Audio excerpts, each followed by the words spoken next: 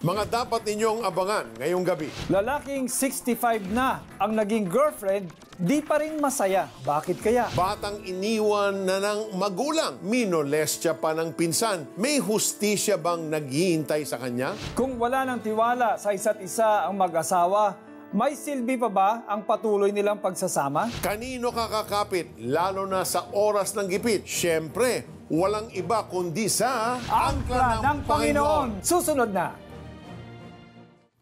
Sa murang isipan ng bata, itinuturo na ang mga letra mula A hanggang Z. Ngunit isang kakaibang ideya ang pumasok sa isip ni John. My dad left me when I was 11. When I was grade 7, ang mga barkada ko were the fourth-year high schools. And sila yung nagturo sa akin about womanizing. I wanted to have a girlfriend na ang mga first names nila, lahat sila from A hanggang Z. But then I realized na mahirap pala yung mga ibang letters, no? Siguro ang magandang goal ko na lang is I'm going to marry my 50th girlfriend. Mas naging malalim pa ang kanyang pagkahumaling nang mahulog na rin siya sa bitag ng pita ng laman. Yung time na we would hang out sa mga classmates' house, of course, we would watch porn movies. Every time na hindi ka pa nakukuha yung girl, I'm so excited, you give everything. Once the girl already gives it, wala na rin yung interest ko. And so I'd end up with yung iba, magpinsan sila, magkakapatid, iba magbabarkada. Bukod pa rito, ilang taon din siyang naging alipin ng drugs. Cough syrup, I would take tablets. I really got hooked on marijuana. Wala nang nag-aawat sa akin. Kasi lahat ng mga tao na pumipigil sa akin dati, lahat sila nagsawa na. And that's when I felt na talagang wala na nagmamahal sa akin. And naisip ko sarili ko, sabi ko, kung wala na nagmamahal sa akin, dapat siguro mahalin ko na yung sarili ko. So from then on, sabi ko sarili ko, sige, I'm going to study hard. Inayos nga ni John ang kanyang pag-aaral at nakatapos ng kolehiyo.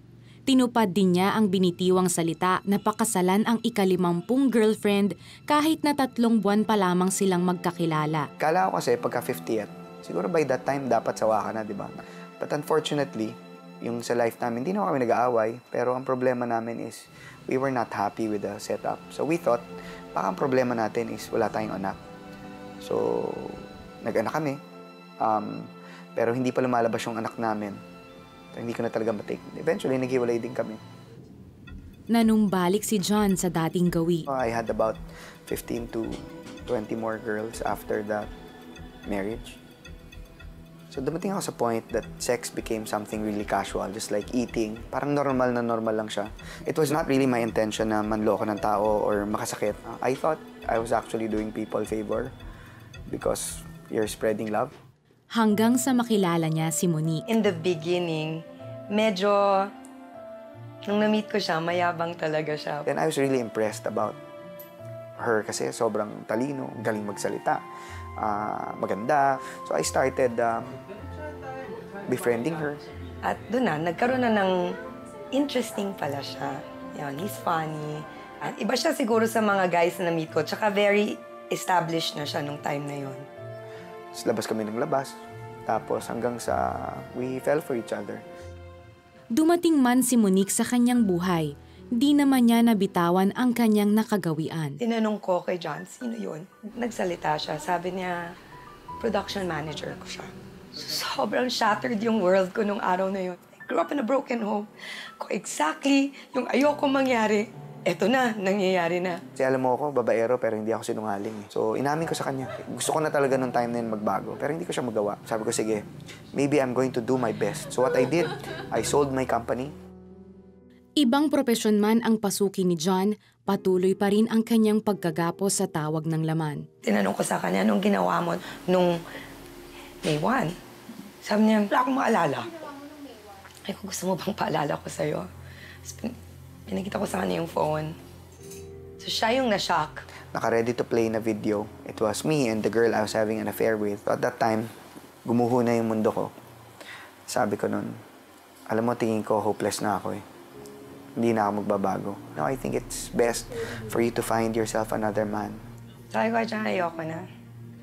Pagod na ako. Sabi ko, talagang babalik lang ako pag nakita ko na si Jesus sa buhay mo. Hindi man natigil si John sa pambababae, tumatak sa puso niya ang mga katagang sinabi ni Monique. Bakit ako miserable, pero siya masaya? So, one time sabi ko, sige nga, I'd want to see kung saan ka nag-church. Siguro for a period of about 6 months to a year, hanggang mamaya, it started to make sense. Yung sinabi doon na lahat pala itong mga temptation na naramdaman ko, binibigay yan sa akin because God knows I can do it. Kaya talagang laking gulat ko na one day, he surrendered his life to Jesus. That was such a miracle. Naanal ang una niyang kasal kaya naman sa wakas ay nakasal sila ni Monique noong July 2, 2009. Sa dami ng pinagdaanan ni John ng kanyang kabataan, sinisigurado niyang magagabayang mabuti ang kanyang mga anak. Now, na talagang we're really hands-on. And even my wife, she's a homeschooling mom. And she's also an advocate for breastfeeding. Ngayon, totoong pag-ibig na ang ibinabahagi ni John sa mga tao, ang pag-ibig ng Diyos. After ko surrender yung sarili ko, everything else followed.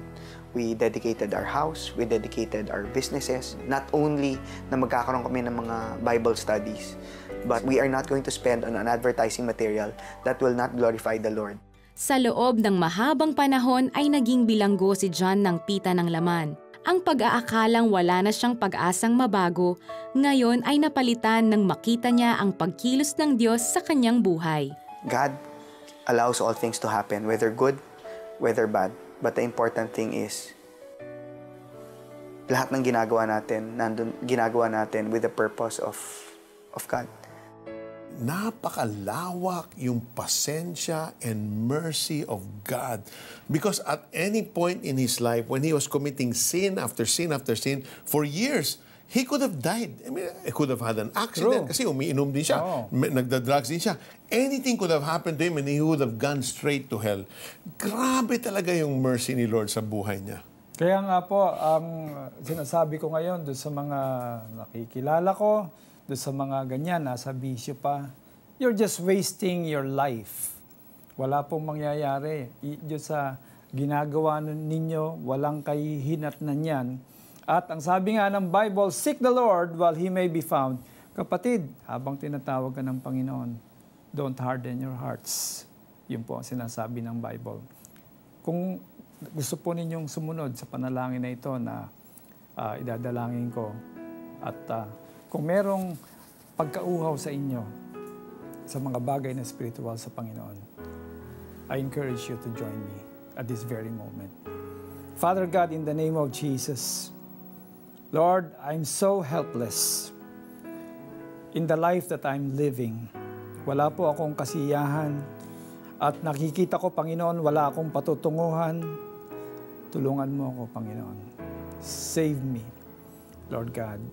Lord, gusto ko pong maranasan ang isang buhay na maayos, matuwid, hindi kinukonsensya, Panginoon, sapagkat ang gusto ko, Panginoon, ay makalakad ng naayon sa iyong kalooban.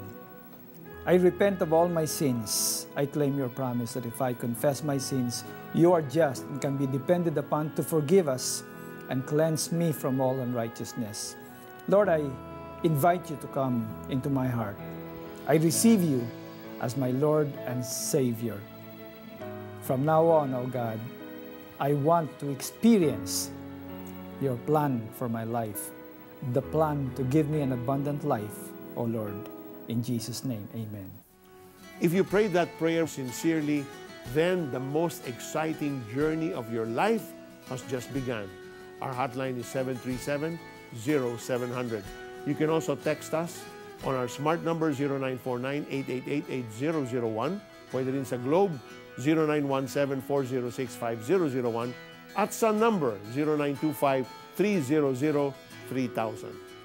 Para kay Berens, wala nang asenso ang kanyang buhay. Umiikot na lang nang umiikot sa problema. Let's listen to his story.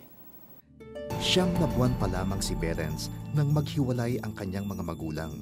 Napunta siya sa pangangalaga ng kanyang lolo at lola.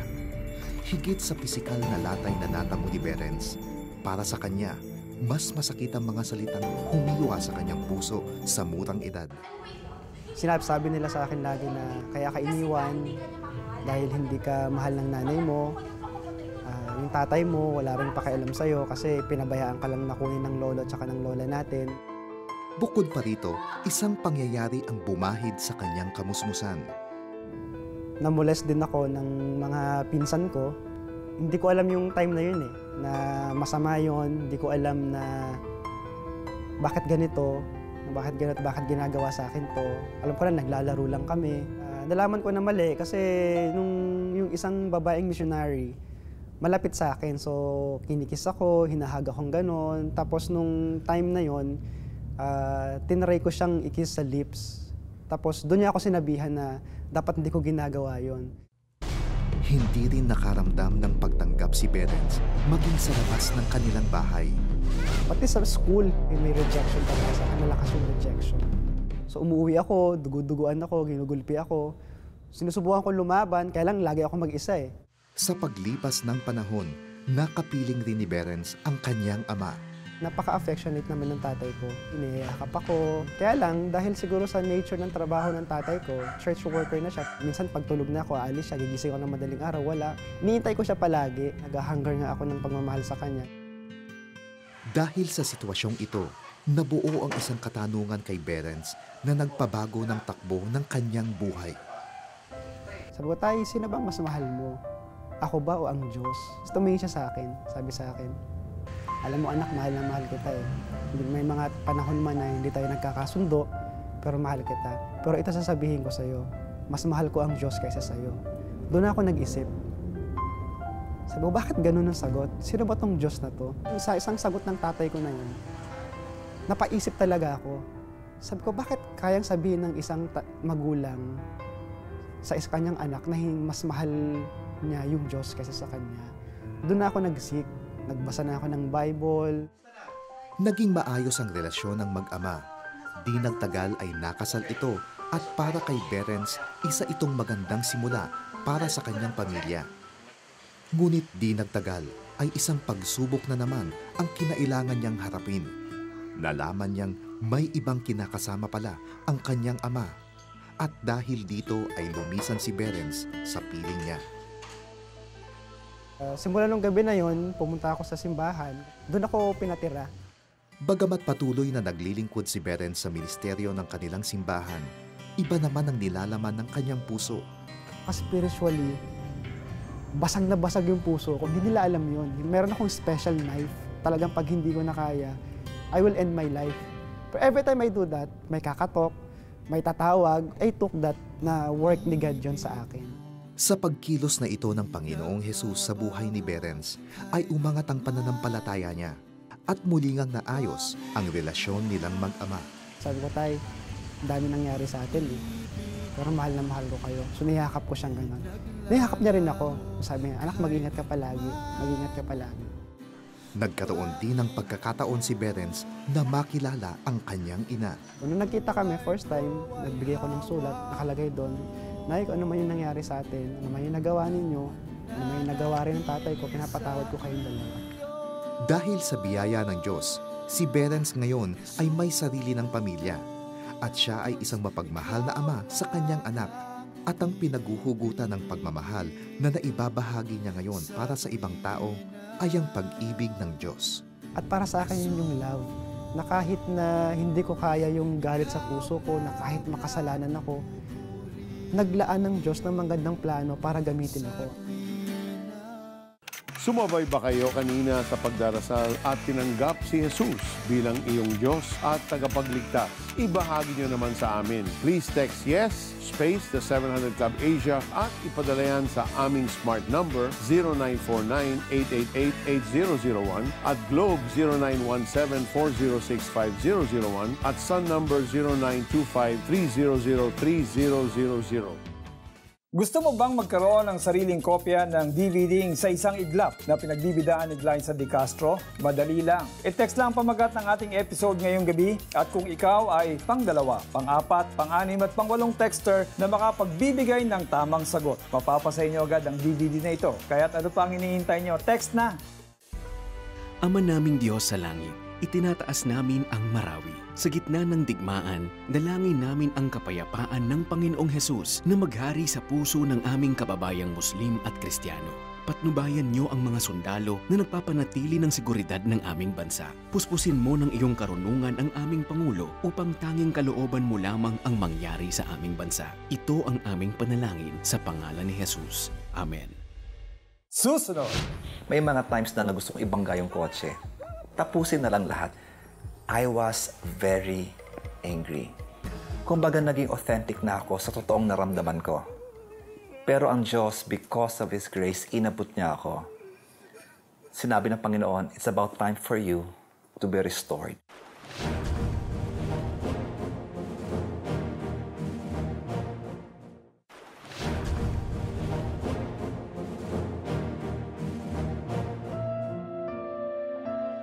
Labing-apat na taong gulang si Melissa nang makilala niya si Harold.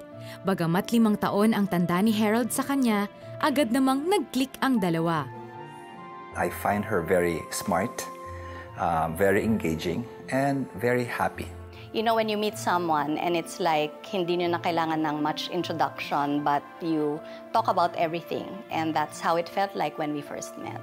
Feeling ko nang usap ang Panginoon sa akin na yan ang taong mapapangasawa mo. And this was just in my heart. Lumalim ang kanilang pagkakaibigan hanggang sa walang ligawan na nangyari kasi we were just really good friends. One time, nagkabukuhan kami na, uy, sino ba yung crush mo or something like that. Basta that night, nagkabukuhan kami. Isang plus kasi, gustong-gusto ako ng nanay niya. At yung nanay ko naman ay gustong-gusto siya. So hindi namin alam na parang nag-uusap ng mga magulang namin na eventually, parang minamatch kami. 6 na taong naging magkarelasyon ang dalawa bago sila humantong sa kasalan. Kapwa tinitingala ang kanilang mga pamilya sa kanilang simbahan, kaya naman tila match made in heaven ang naging tingin sa kanilang samahan. Subalit, isang pagsubok ang kanilang kinaharap. I went into this marriage with my own issues. I grew up being so hungry for affirmation because bunso ako. Tapos, feeling ko hindi ako pinapansin masyadong ng mga ate ko. When we got married, I always felt that there was this wall that I could not penetrate sa kanya. And with me being so hungry for affirmation and me feeling this wall from him, I felt unloved. I was working in an industry where, unfortunately, majority of my coworkers were male. When this guy and I found out that we were attracted to each other, we had emotional marital unfaithfulness. It did not really progress to the entire physical marital unfaithfulness. I really felt disconnected from God, and I always felt guilty.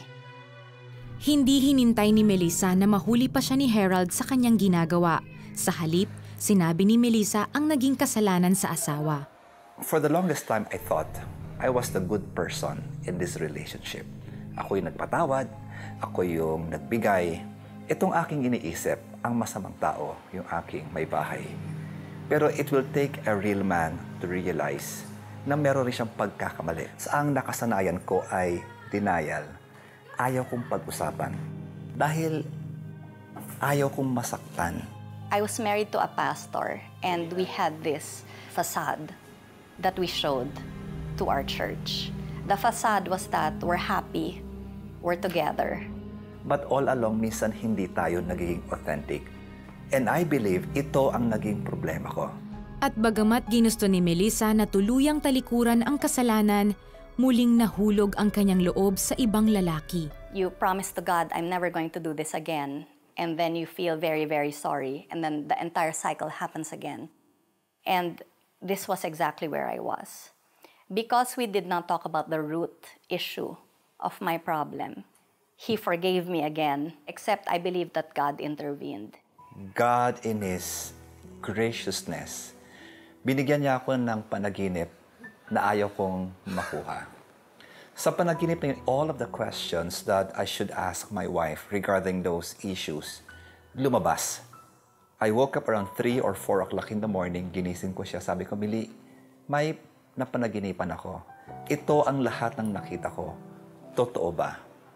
I was hoping na sabihin niya, Harold, sobra ka naman. Hindi yan totoo. Exaggerated yan. But my wife is always been very honest to me. Sinabi niya, yes, Herald, totoo. And at that time, doon ko na-feel yung depth ng pain ko. Akala ko napatawad ko na siya, pero hindi pa pala. Sa puntong ito, halos gumuho ang mundo ni Herald. May mga times na gusto kong ibangga yung kotse. Tapusin na lang lahat. I was very angry. Kumbaga naging authentic na ako sa totoong naramdaman ko. Pero ang Diyos, because of His grace, inabot niya ako. Sinabi ng Panginoon, it's about time for you to be restored.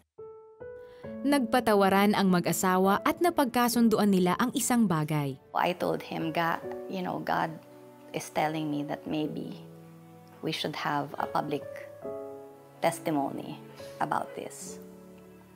And for someone who's so secretive, I was very surprised that Pastor Herald agreed, because I knew that this was part of our healing and something that we owed to the people who have always looked up to us. Ngunit bago nila maisakatuparan ito, unang kinausap ni Melissa ang mga taong malapit sa kanya. The first person I talked to was my dad. And I told him that, Pa, I think I've sinned against you. And I've sinned against Herald and my family. And will you ever forgive me? And he got me and put me again in his lap. And he hugged me and said, you are so blessed to have the kind of husband that you have. And I forgive you. The next person that I had to talk to at that time was my 10-year-old daughter. And I'll never forget what she said. Mom, what if Dad won't love you anymore? Herald was there, and he assured her that, he still loved Mom and that we were going to work it out. The third set of people I had to talk to were my sisters. And my sister in Ilocos called me up, and she said, Mels, kung kami ang may kasalanan, kung bakit ka naging ganyan, I'm sorry. I'm sorry. And I just really cried on the phone, and I said, it's okay, for me, it's personal responsibility. Sa pagtatapat nila sa mga miyembro ng simbahan, may ilang nadismaya at umalis, habang marami namang pinalaya sa mga sarili nilang pinagdaraanan. It created an entirely new ministry for Herald and myself. People who just began to open up about the skeletons in their closet. They also wanted to ask for forgiveness from someone. Sa paghilom ng sugat sa kanilang puso, pinatamis pa nito ang kanilang samahan. Ngayon, yung misis ko talagang laging nagbibigay sa akin ng affirmation. Dati hindi ko maasahang mamamasahe niya ako. Ngayon, kusang loob, minsan minamasahe ako. Yung mga bagay na that feeds me emotionally, now she's doing it to me. And it's continually improving. Kung dati nahihiya siyang akbayan ako, ngayon parang ako na nagsasabi na, sandali, pwede may ginagawa pa ako. It's a small thing of a huge, huge change that has happened. Ang pagsubok na napagtagumpayan ng kanilang samahan, ngayon ay ibinabahagi nila sa iba bilang mga family counselors. For couples who are going through difficulties, try God. If God was able to heal us and restore us and bring our relationship to the next level, the Lord can also do that to you. I can say that I'm very, very happy in my marriage right now. The same person whom God said is for you at 14, I believe is still the same person for me now and for the rest of our lives. Kapag luha na lang ang iyong kapiling o nasa malayo ka at nag-iisa, kapag hindi mo na kayang iboses ang nasa loob mo, huwag kang susuko. May kasama ka na makikinig sa'yo. Tawag na. Gusto mo bang magkaroon ng sariling kopya ng DVD sa isang iglap na pinagbibidaan ni Glyza De Castro? Madali lang. I-text lang pamagat ng ating episode ngayong gabi at kung ikaw ay pang-2, pang-4, pang-6 at pang-8 texter na makapagbibigay ng tamang sagot, mapapasa inyo agad ang DVD na ito. Kaya't ano pa ang hinihintay nyo? Text na! Susunod! Dahil sa pagkaparalisa, pinanghinaan ng loob si Teofilo sa pag-asang muli pa siyang makakalakad. Ngunit sa araw na iyon, naghimala ang Diyos. Matapos maipanalangin ng staff ng Operation Blessing, muling nakatayo at dahan-dahang naihakbang ang mga paang 10 buwan niyang hindi inilakad.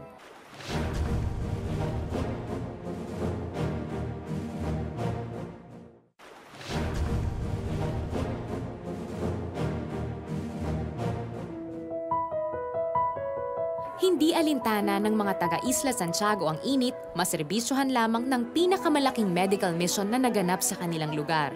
Sa pakikipagtulungan ng Jackliner, ang Operation Blessing ay naghatid ng serbisyong medikal, dental at optical sa mga taga-isla. Isa na rito si Tatay Alfredo. Namaga ang kanyang hinlalaki dahil may pumasok na maliit na bahagi ng kawayan sa kanyang balat. Ang simpleng salubsob ay naimpeksyon na nagpapahirap kay Tatay Alfredo.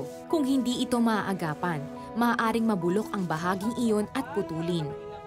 Ngunit dahil sa libreng operasyon, biyaya ang naihatid ng Operation Blessing. Dinala ni Merlin ang na-stroke na asawa sa pag-asang matingnan ng doktor ang kalagayan ng katipan at mabigyan ng bagong wheelchair. Dahil sa pagkaparalisa, pinanghinaan ng loob si Teofilo sa pag-asang muli pa siyang makakalakad. Ngunit sa araw na iyon, naghimala ang Diyos. Matapos maipanalangin ng staff ng Operation Blessing, muling nakatayo at dahan-dahang naihakbang ang mga paang 10 buwan niyang hindi inilakad. Di na kailangan ni Teofilo ang bagong wheelchair dahil natanggap niya mula sa Panginoon ang kagalingang inaasam. Sa isang bahay na malapit sa dagat, nakatira si Ines na hindi makalakad. Muscular dystrophy ang tawag sa kanyang kondisyon. Hindi lumalabas ng bakuran sa loob ng 37 taon. Binisita ng taga-Operation Blessing upang kondisyon ay silipin. Kahit malayo ang dinayo, inihatid ang isang regalo. Sa unang pagkakataon, sinubukan ni Ines ang bagong wheelchair at sa una ring pagkakataoy, nasilayan ni Ines ang dagat at pier. Ang serbisyong hatid ng Operation Blessing ay bunga ng mas malalim na pagkaunawa sa pag-ibig ni Kristo para sa atin. Ang pag-asa ng tagumpay sa bagyo ng buhay ang regalo ng Diyos natin. Salamat sa Operation Blessing! We invite you to join us in setting captives free and changing lives forever. When you donate to CBN Asia, you help us reach the marginalized and the poorest of the poor through our humanitarian arm, Operation Blessing Outreaches, our Asian Center for Missions, and other ministries. In our changing, unstable world, it's the safest and most profitable investment you can ever make. And the benefits last forever. Kaya tawag na at sumuporta. Ang aming mga numero ay nasa inyong TV screen. Saan nakaangkla ang buhay nyo? What makes you feel secure? Having money in the bank? Having good career? Having a life partner who will make you happy and support you in your old age? Meron po tayong kasabihan, the only thing that is constant is change. Di po natin alam kung ano ang mangyayari bukas, pero merong isang nakakaalam, ang ating Panginoong Jesucristo, alam po niya ang ating bukas. In fact, He's already there, ready to love and care for you whatever happens. He said, "Come to me, all you who are weary and heavy laden, and I will give you rest." Put your trust in Him, rest in Him, and He will always be there for you. God bless you. God bless you more. See you next time. Bakit ganon? Porque wala ka ng pera, iniwanan ka na ng mag-ina mo. Meron ng movements na kakaiba. So, nababrand na ako na ganon. Dahil doon, nagkaroon ako ng hatred to the point na ang aking isip ay papatayin ko siya paglaki ko.